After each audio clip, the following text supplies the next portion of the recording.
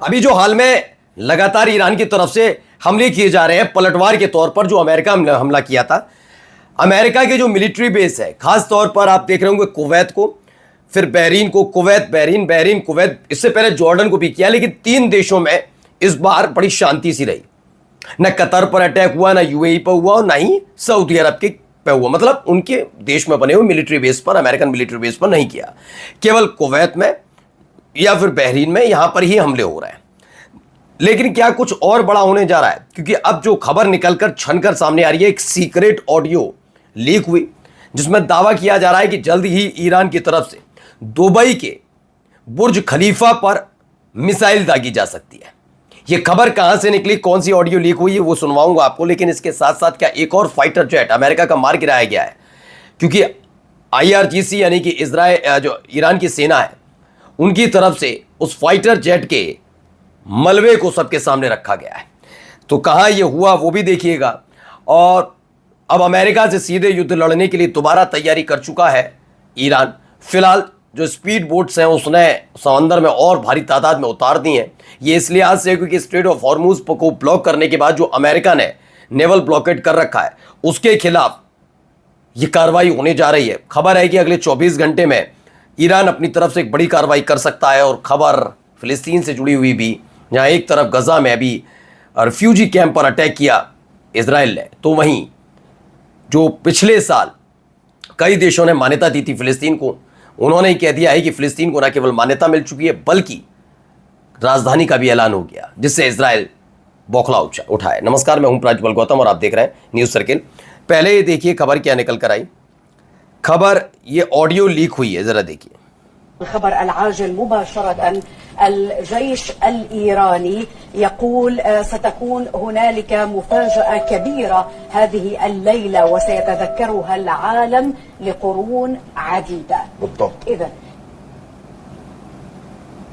الخبر العاجل مباشرة، तो देखिए इसमें बताया जा रहा है कि Iranian IRGC threatened to attack Burj Khalifa building in Dubai. जो दुबई में बुर्ज खलीफा बिल्डिंग बनी है, इमारत बनी है, उस पर हमले के लिए कहा जा रहा है कि जल्द ही हमला हो सकता है। और यह हमला किस लिहाज से हो, क्योंकि इससे पहले भी अगर देखा जाए तो 40 दिन का संघर्ष था। कतर से शुरुआत की थी, जॉर्डन से शुरू, एक साथ ही की थी। मैं ये क्यों कतर से शुरुआत की, कतर है, जॉर्डन है, कुवैत में भी था, बहरीन में भी अटैक किया था, यूएई में, सऊदी अरब, हर जगह अमेरिकन बेस को निशाना बनाया था, दूतावास को निशाना बनाया था। लेकिन पिछली बार जो 40 दिन का संघर्ष था, उसमें सबसे ज़्यादा भुगतान अगर किसी को करना पड़ा तो वो यूएई है। यूएई में न केवल मिलिट्री बेस बल्कि खबर निकल कर आई थी कि उनके इंटरनेशनल एयरपोर्ट को भी कई बार निशाना बनाया, कई ड्रोन गिरे थे, वहाँ पर वीडियोज़ भी सामने आई थी। तब यह खबर थी कि चूंकि यूएई अमेरिका और इजराइल के पर्दे के पीछे रहकर मदद कर रहा है, इसीलिए यूएई आए भी थे। दावा था, बाद में जब सीज फायर हुआ तो पता लगा नेतन्याहू, मोसाद का जो चीफ है वो, और कई आईडीएफ के सैनिकों, बड़े बड़े अधिकारी यूएई पहुंचे थे। और उस यानी ईरान ने जो हमला किया उसको वो पूरी तरह से बताया गया कि ईरान ने जो किया वो ठीक ही था, क्योंकि यूएई ने पर्दे के पीछे रहकर इजराइल की और अमेरिका की मदद की थी। अब यही सारी चीज़ें निकलकर सामने आ रही हैं। अब ये देखिए एक और खबर निकल कर आई, क्या एक झटका अमेरिका को लगा है। ممكن جاي اللينز الشديد هنا ترام الو ترام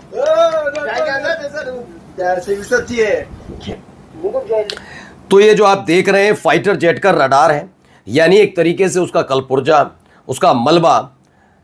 दावा है आईआरजीसी के जो सोल्जर्स हैं उन्हें एक working US fighter jets radar system मिला है।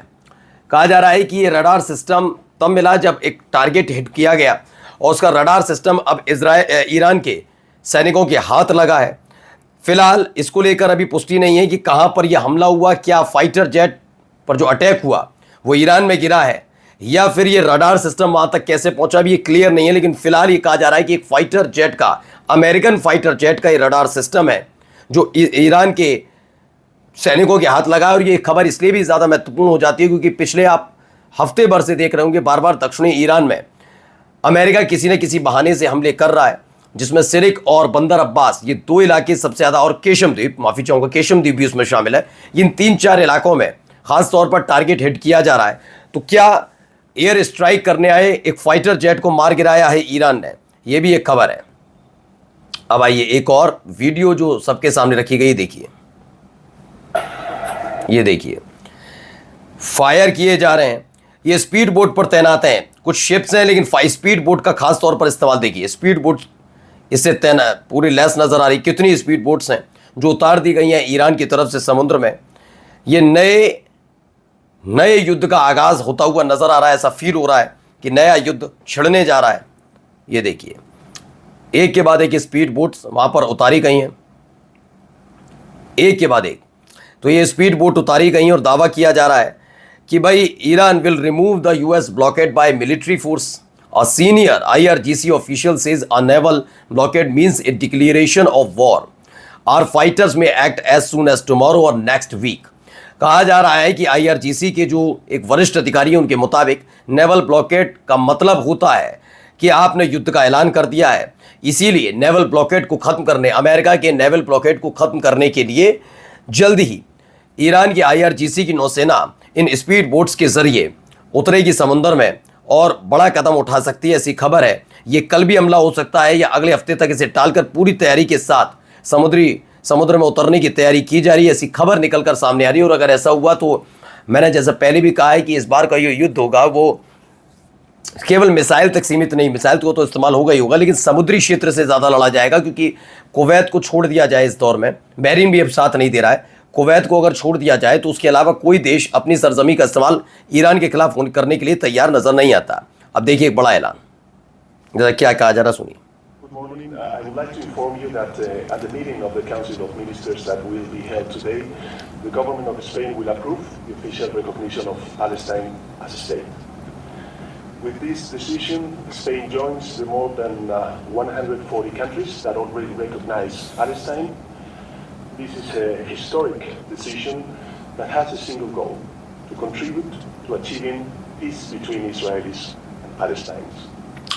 तो स्पेन के प्राइम मिनिस्टर हैं पेड्रो सांचेज, उन्होंने ऐलान कर दिया है कि फ़िलिस्तीन को जो पिछले ही साल मिल गए थे मान्यता, तो एक तो फ़िलिस्तीन को मान्यता मिलने वाला कहा है कि मान्यता मिली है, जैसे 140 देशों ने मान्यता दी, जिसमें हमारा देश भारत भी शामिल है। अब तय ये भी हो गया है कि इसकी कैपिटल क्या रहेगी, राजधानी क्या रहेगी। पूर्वी यरूशलेम ही उसकी राजधानी होने जा रही है, ये क्लियर किया जा रहा है। आइए अगली एक और खबर जाते जाते आपको सुनाता हूँ क्या कुछ कहा गया सऊदी अरब की तरफ से इजराइल के लिए। رفضنا القاطع لأي طرح يتعلق بتهجير الفلسطينيين من أراضيهم، وهذا يمتد لكل أشكال هذا التهجير. وهناك البعض الذي يسعى إلى توصيف البعض أنه أشكال المغادرة الفلسطينية بالطوعية، ولا يمكن الحديث عن مبادرة طوعية في ظل حرمان الفلسطينيين في غزة من أبسط مقومات الحياة.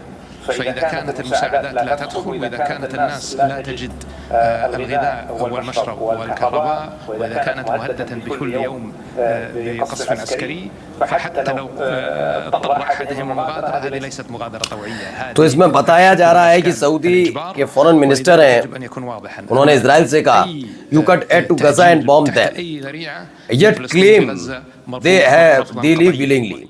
उन्होंने कहा है कि आप गजा की मदद रोकते हैं और उन पर बमबारी करते हैं, फिर भी दावा करते हैं कि वे अपनी मर्जी से जा रहे हैं।